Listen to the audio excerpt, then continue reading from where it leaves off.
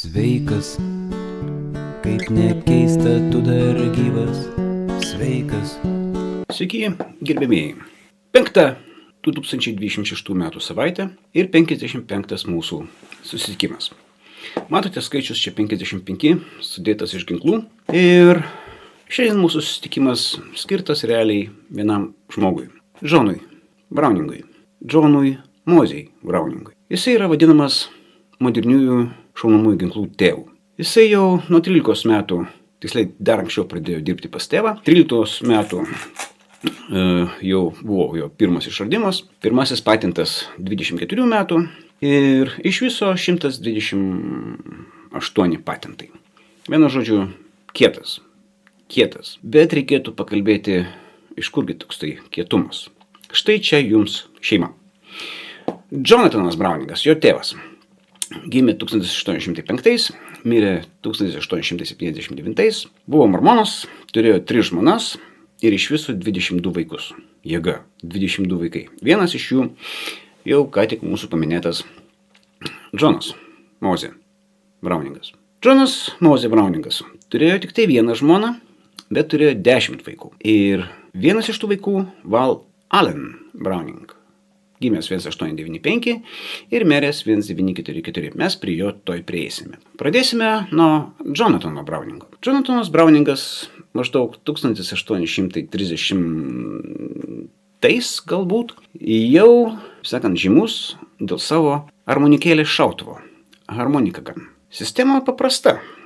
Yra daiktas panašus į lūpinę harmonikėlę, bet ten skylutėse yra, kadangi dar šovinių nebuvo tuo metu, tai buvo toksai harmonikėlė, kur buvo užtaisai įdėti ir toksai čiaukšt. Paskui pastumia, vėl čiaukšt ir vienu žodžiu, jeigu turi kelias harmonikėlės, gali šaudyti ir daugiau. Tai čia jau, kaip sakant, Winchesteris. Winchesteris labai rimtas reikalas ir mes pažįstam tos ginklus, bet dėl viso pikto mes turime 1895 Coltą Browningą, kulkosvaidį. Ir jį bando Julianas Hatcheris, tada kapitonas, vėliau tapo generolu majoru. Tai yra, ginklai praeidavo testavimus, masinius testavimus, kad būtų patikimi, neužsikirstų ir taip toliau. Žinai. Tai tas Hatcheris, jisai praktiškai visą tarnybą pradirbo su pramonė, konsultantu, bandytojų ir taip toliau, bet vienu žodžiu generolo laipsnį pasiekė. Tai čia Colto Browningo. Tai bet vis tiek Browningas, Jonas Browningas. Visų ginklų nerodysiu, vis tiek 128 patentai yra rimti reikalai, bet Winchesteris, modelis 1885, patikimas, geras, tikrai amerikoniška legenda, bet Browningas Auto 5, arba tiesiog A5, buvo jau 89 jau kaip ir gatavas, 1900 užpatentuotas. Ir kadangi Winchesteris, kurį ką tik paminėjau, jau buvo ne vieną jo šautuvą gaminęs, ir Browningas šiaip sugalvojo, kad čia šiaip neblogas verslas ir reikėtų gauti ne tik už patentą, bet už kiekvieną parduotą ginklą. Auto 5. Jisai buvo, tas vadinkim taip, šratinis, bet ne pompinis. Nereikėjo kiekvieną kartą daryti. Browningas buvo prieš tai padaręs ir pompinį, bet šį kartą jisai padarė Auto 5, kuris pats persitaisytų. Taigi, sistema buvo tokia, kad vieną tu sudedi šovinius ir tada, kai pirmas iššauna, atgal eina pats vamzdis, išmeta tūtą, pagauna sekantį šovinį. Tai yra, jisai pats persitaisydavo ir dėl to buvo auto. Populiarumą jisai įgijo biškį vėliau. Yra toksai terminas clay pigeon. Tai čia yra lėkštutės. Taigi, pompiniai šautuvai arba šratiniai šautuvai, kaip pavyzdžiui šitas Auto 5, jie puikiai tiko šaudyti į lėkštutes. Ir kadangi Winchesteris to nepaėmė, šautuvo Auto 5, tai jisai bandė kreiptis į Remingtoną Remingtonas irgi ne iš karto ėmė ir tada jisai pradėjo gaminti šitos daiktus Fabrique Nationale, Belgijoje, kur su jo sąlygomis puikiai sutiko. Nes Fabrique Nationale jau gamino ir kitus Browningus, prie to irgi prieisim, bet paskui prasidėjo Antras pasaulinis karas. Antram pasauliniam kare jau tas Browning Auto 5 jau jisai prigijo, bet Fabrique Nationale buvo užimtas.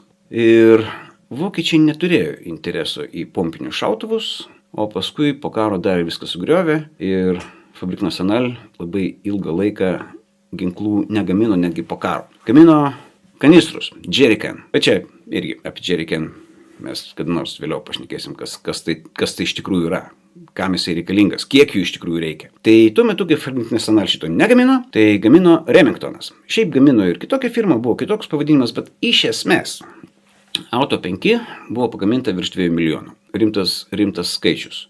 Per Pirmą pasaulinį karą amerikiečiai atsivežė šiek tiek šratinių, bet kaip ir minėjau, Auto 5 nebuvo taip smarkiai prigijęs, bet buvo prigijęs kitas Winchesteris M97. M97 tai, supraskit, 1897. Ir šitam piešinukė mes matome tą Winchesterį M97 kartu su durtuvu. O durtuvas čia yra M1917. Jisai dar vadinosi trench gun, apkasų ginklas.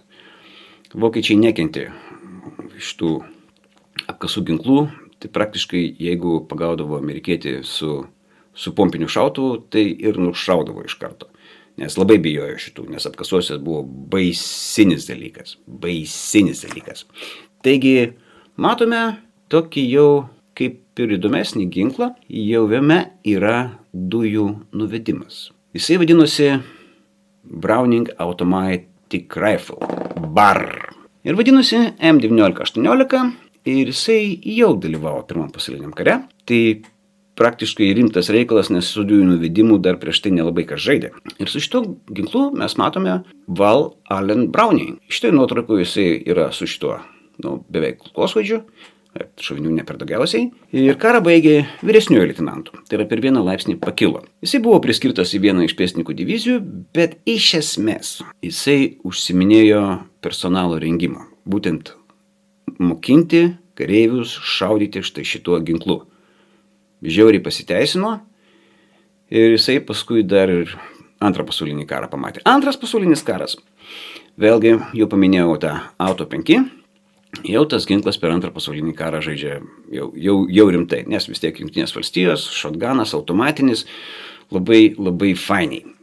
Bet ką mes Lietuvoj vadinam Browning? Štai čia mes matome 3 pistoletus. Coltas 1911, jūs visi pažįstat. Browningas HP arba P35. Tai šito ginklo iki galo padaryti Jonas Mose Browningas nespėjo. Tai tą reikalą iki galo davedė Valas Allenas Browningas, nes, kaip mes žinome, 26 Jonas Browningas jau mirė. Pats Valas Browningas turėjo apie 48 patentus. Nežinau, kiek čia jisai damušė tėvo patentus, tai yra sumanimus kiek savo, bet kalba ne apie tai. Taigi Browningas prigamino krūvą pistoletų. Mažiukų, kišeninių, savygynai, ta prasme, 32, 25, ta prasme, įvairių kalibrų. Ir štai čia trečias paveiksliukas, mažiuko tokio, čia yra M1900, čia metai, 1900. Tai yra, buvo labai fainas ginklas ir, tiesą sakant, netgi Francas Ferdinandas buvo nušautas iš Browningo. Tik tai, jisai vadinosi tam biškai kitaip, FN. Ir jau visai pabaigai, jau totaliai pabaigai. Nes jeigu mes apie pistoletus sakom, kad, viskas, dabar užaugo nauji ginklai, nauji pistoletai. Ir aišku, iš to 1900 paskui atsirado ir 1910, paskui nuo jo nukopijavo Walteris PPK. Nuo Walterio PPK nukopijavo Makarovas.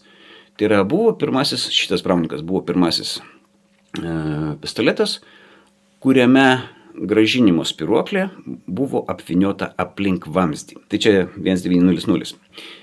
Tai Browningas HP buvo ginklas, su kuriuom aš buvau Afganistane. Paskui jau gavom kažką panašaus į Čizetą. Koltas buvo pirmasis ginklas, kurį aš gavau po to, kai mes atsisakėme Makarovų. Tai Browningą gerbiu ir ten jau yra piramidinė dėtuvė. Žiauriai gerai.